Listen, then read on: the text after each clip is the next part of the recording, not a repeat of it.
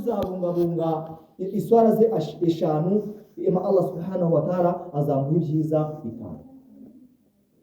Ibyo tujya kureba umuntu uzabungabunga iswara ze eshanu Uwiteka Allah subhanahu wa ta'ala bavana Islam ntabwo bavuze eshatu, ntabwo bavuze ebyiri, ntabwo bavuze imwe. Niba uri umuyisilamu ashhadu an la ilaha illa Allah kusije Allah subhanahu wa ta'ala iswala izakunyingi ya kabiri.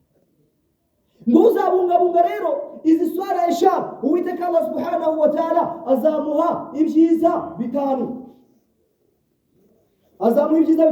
Ariko Uwiteka Allah subhanahu wa ta'ala muri Qur'an atwengo a'udhu billahi minash shaitanir rajim bismillahir rahmanir rahim.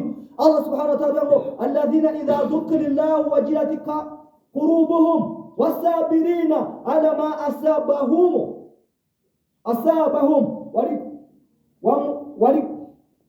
walukinuna salata wa mimma razaqnahum yunfiquna. Allah subhanahu wa ta'ala alladhina idha dhukira babandi ngimitima yabo ikangarana igihe Allah subhanahu wa ta'ala avuzwe. Alladhina idha dhukira, ese iyo Allah subhanahu wa ta'ala avuzwe urakangarana umutima ugira urumva umutima umeze gute? Iyo tugiye kuganira ku iswara umutima wawe umera nka kwa kundi bayisilamu siko byakwiye kugenda. Iyo tugiye kuganira ku iswara ngo babandi Uwiteka Allah subhanahu wa ta'ala alladhina idha dhukira Allah ngo babandi ngo imitima yabo irakangarana. Bo bagakwiye gukangarana igihe ugiye kuva amagambo y'Uwiteka Allah subhanahu wa ta'ala. Allah subhanahu wa ta'ala ntabwo ari igikoko, Allah subhanahu wa ta'ala ntagatinyitse, ari kuva ko aya magambo y'Uwiteka Allah subhanahu wa ta'ala bagiye kuvuga umutima wawe ukagira gute? Umutima wawe ugakangarana. Allah avuze ugatima wandi bihangana ibyababayeho bahozaho iswala. Ntabwo kuvuga ngo bahoza iswala. Rero Uwiteka Allah subhanahu wa ta'ala nguzabungabunga iswala eshanu Allah azamuha ibyiza bitanu. Icyambere azamuha rero Uwiteka Allah subhanahu wa ta'ala azamuvaniraho ubuzima bw'inzitane hano ku isi. Allahu akbar. Uzabungabunga iswala ze eshanu Allah subhanahu wa ta'ala azamukuriraho ubuzima bw'inzitane hano ku isi. Uzabona icyo kurya bikoroheye, uzabona icyo kunywa bikoroheye, uzasoma idua Allah subhanahu wa ta'ala azayakira kubera ko wabungabunze iswara zawe eshanu. Icya kabiri ni Ikinyarwanda turi gusoma.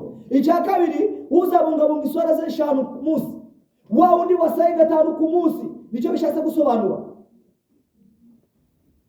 Umva ibyiza zawe. Icya mbere azamuvaniraho ubuzima bw'inzitane hano ku isi. Wallahi kandi bibaho. Ntabwo wasari gatanu ku munsi wicwe n'inzara.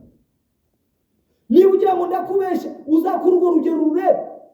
Usari gatanu ku munsi neza, utawaze neza, ugenda usara, nuwarangiza gusara igihamye bamwe muri twe gano barabigifite. Allah subhanahu ibibazo bye byarakugose birakugotagota. Koresha iswala urabinyuramo wiruka. Koresha iswala. Icya kabiri Allah subhanahu wa ta'ala azamuvaniraho ibihano byo mumva. Abayisilamu mumva harimo ibihano bikomeye. Ubutaha twavuze ku bintu bijyanye n'imperuka. Dusanga imperuka y'umwanadamu y'umuntu apfuye, iyo imperuka ya mbere ni igihe wapfuye, ni igihe witavye Imana. Ibihano bitangira kubaho ngaho. Abayisilamu habamo ibihano bikomeye cyane.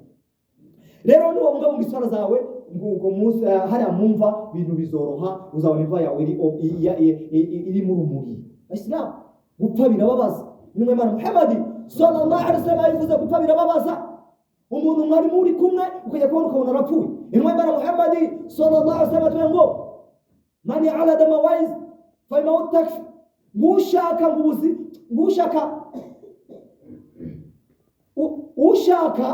Ushaka mawaiza cyangwa ushaka ubutumwa bwiza urupfu ruhagije. Runaka yapfuye, runaka yagiye, ese undi ndataye si wowe cyangwa ngewe. Gerageza rero Uwiteka Allah subhanahu wa ta'ala uzabungabunga za swala zibe eshanu ku munsi. Icya mbere mwacyumvise. Icya kabiri azamuvaniraho ibihano byo mu. Icya gatatu azamuha igitabo cye cy'iburyo. Twarabibonye. Allahu akbar. Umva iswala, umva isengesho ngo Allah subhanahu wa ta'ala azamuha igitabo cyiwe mu kuboko kw'iburyo. Twarabonye iyo umuntu yo umunsi w'imperuka uburyo abantu bazazuka, twarabibonye, twarabisobanukiwe. Ariko rero uyu muntu azabungabunga iswara ziwe, wallahi urifata ku munsi wa gatanu mu gitondo twasaye uravuga uti uko byasa kose reka ngende no kwijuma ngeyo.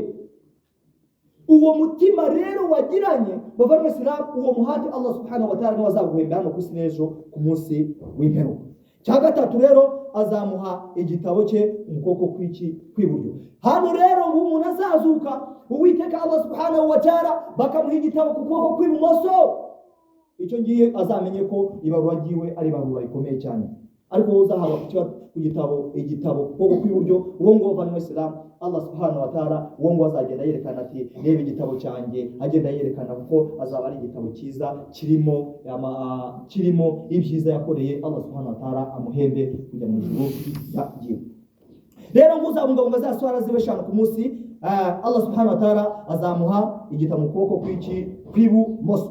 Ikindi cya kane, Allah subhanahu wa ta'ala wa undusari tuganya kuri wa undusari yarangiza akabungabunga iswara ze. Allah subhanahu wa ta'ala kwanza naba ndi kuvuga ibi bintu urimo udasari, no udasari ko soto bavana mu Islam kazi igihe niki ni waba udasari igitandukanya umuntu utari mu Islam ni iswara. No udasari wimere nk'abandi basanzwe iswara badamu iswara. No mu rugo turasari, Allah subhanahu wa ta'ala yaraborohereje. Impamvu bagabo twe tutabona imigisha, ujya kugenda ukiri guhiga, ugahera mu gitondo ugahiga bikanga, ugahera nimugoroba ugahiga bikanga, umwana ntasari, umugore ntasari, imigisha iranyura hehe wowe? Bagore barapoteye nta kintu ntabwo bagisari, wowe uri guhiga ushaka amafaranga, ariko mu rugo iwawe hari imwe Imana yabitubwiye ni hadisi. Intumwa Imana yabitubwiyemo ujye ugahiga, ariko umugore atari gusari, umwana adasari, imigisha barayifunga. Uri umwe nta kintu wakora shehe, nta kintu wakora keretse. Ariko numara kugera mu rugo umugore akavuga ati ya Allah, umugabo wanjye agiye guhiga, Imana imufasha abona ibi ngibi. Umwana akavuga ati ya Allah, papa agiye guhiga abona ibi ngibi. Allah subhanahu wa ta'ala arakingura ya imigisha ikinjira. Ariko igihe mu rugo badasari, umugore adasari, umwana adasari, icyo gihe imigisha barayifunga. Gerageza rero iwawe bahinduke, nyanji wanjye bagire gute hinduke. Icya kane, ngo uwo muntu azanyura kuri siratwa nk'umurabyo. Wa muntu yakoze amasengesho ye neza azanyura kuri siratwa nk'umurabyo, azanyura ku kiraro. Siratwa byumvikane neza ni ikiraro kiri hejuru ya Jahannama. Twabisobanura ko Jahannama ngo ufashe ibuye ukaritereramo umuriro wa Jahannama byagenda imyaka 50 itarageramo ndani. Hazaba rero ni nzizanya ku kiraro cya Jahannama.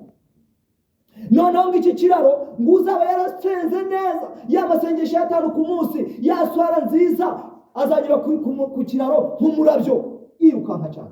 Ariko wa wundi yasengaga alfajiri, yagira alfajiri adhuri bikanga, arasuri bikanga, azaza agenda. Reka nk'urugero rworoheje, uzagenda wenda utuvana gafunzo, nugera mu kanigo wasaye n'itike, uzava gafunzo kubera ko niko siratanda tuyigereranije. Ugende itike ni iswara ya subuhi, usare subuhi, ugende nugera ajya mu kanigo uhagame. Uragira ngo muri uzaba wicaye wapi? Zaba bikoze cyane. Nugera mangari kujya gusari, wongera wunguruza ugende. Bayisilamu ntabwo Ubisilamu tuburebera mu ndorerwamo yuko ufite ingofero, ufite ikanzu nk'ingiyi. Ubisilamu tuburebera mu iswara no mu bindi bikorwa bigiye bigera gute bitandukanye. Rero ngo uzabungabunga ayo masengesho y'atanu ku munsi, Uwiteka Allah subhanahu wa ta'ala azamunyuza kuri siratwa nk'umurabyo. Cya gatanu, azinjizwa mu ijuru ry'Uwiteka Allah subhanahu, azinjizwa mu ijuru atabaruriwe. Iki kintu wacyumva? Wa muntu yakoze iswara ze neza ngazinjizwa mu ijuru atabaruriwe. Mu gihe nibaza bakareba ati wowe bwana Suleiman bimeze gute, Allah subhanahu wa ta'ala bacekinge nibasanga iswara yawe ari nziza, jya mu ijuru. Subhanallah, bacekinge barebe iswara yawe imeze gute, barebe babona iswara yawe itunganyije, jya mu ijuru. Ntabwo bazajya kureba ngari kubundi ngo umujura ngari kubundi iswara nicyo kintu gikomeye kizabanza kubarurwa cya mbere ku munsi w'imperuka. noneho wowe cyangwa njyewe isura nibabona ifite akabazo bahita bagenda barebe ati ariko ubundi zaka byayo bimeze bite gutyo ariko uzanyura kuri siratwa cyangwa se uzinjizwa mu ijuru ry'Uwiteka Allah subhanahu wa ta'ala.